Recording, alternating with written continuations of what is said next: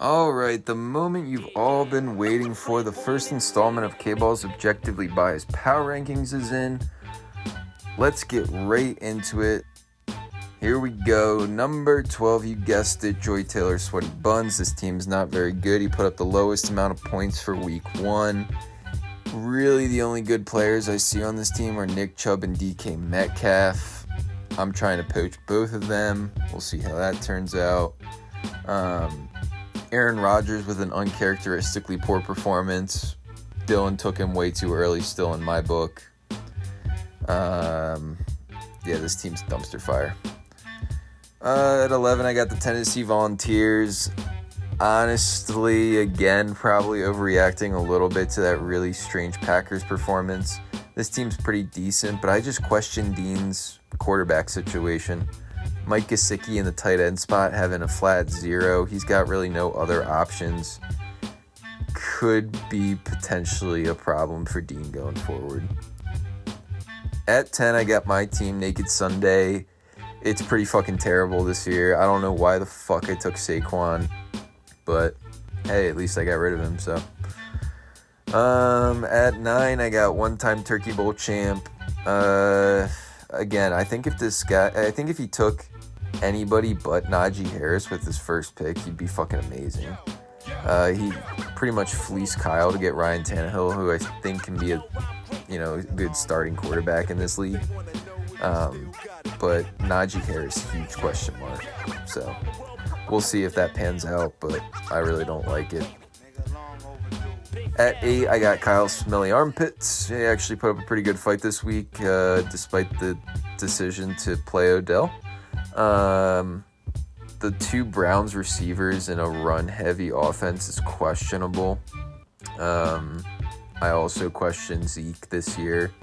I'm not really sure if this team will hold up over time, but who knows? I mean, he's got Kyle Pitts, best player in the NFL. He's got Josh Allen, best quarterback in the NFL, so we'll see how it pans out. 7, I got the Cold Cut Champs. Tough for this one. He's got 2 elite receivers. He's going with an RB0 strat. I just don't know. Raheem Mostert sucked to begin with, and now he's hurt.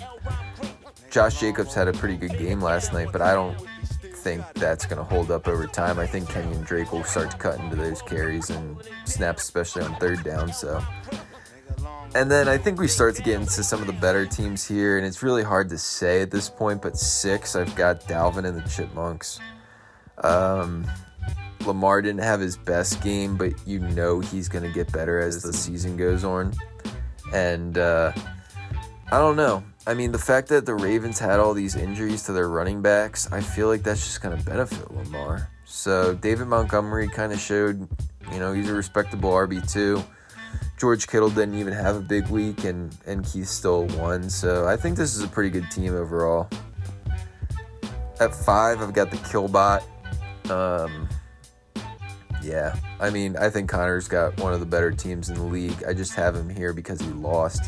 I feel like every year Connor is that team who scores the second most points for a week and loses to the guy who scores the most. So I think this team top to bottom doesn't really have any weaknesses. I think Higbee's a steal at tight end. Mike Davis in the flex, a little questionable, but we'll see. I mean, he's going to get all the work in terms of running the ball in Atlanta, so I got him at 5. 4, Merry Christmas. Again, 4, 5, 6. You could really argue me anyway, but I think Kyler Murray's going to be the MVP this year. Even in that division, he's going to put up at least 25 points a week. And Seth's really, he doesn't have a lot of depth on this team, but you look at it and you figure Kyler Murray, Devonta Adams, and Darren Waller, they could realistically put up 100 points any given week, just the 3 of them. So I kind of like the strat he's rolling with, but we'll see. Jordan White Sox, 94 at 3. I just have a lot of questions about the RB2 spot. I know Tyson Williams had a nice game last night, but I don't know. I mean, He's got Christian McCaffrey, so does he really even need an RB2? Probably not. His receivers are really good. Deontay Johnson in the flex is lit. He also has Myles Gaskin, so like rotating him and anybody else in the RB2. Justin Herbert had a weird week, but I think he's a consistent 20-25 point a week type quarterback. John's going to be competitive regardless of how shit pans out. So 2, I got High Street Wolves. Just goes out to all the wolves. I mean, at first glance, I thought this was one of the worst teams, and that's kind of why I didn't do a power rankings at week 0.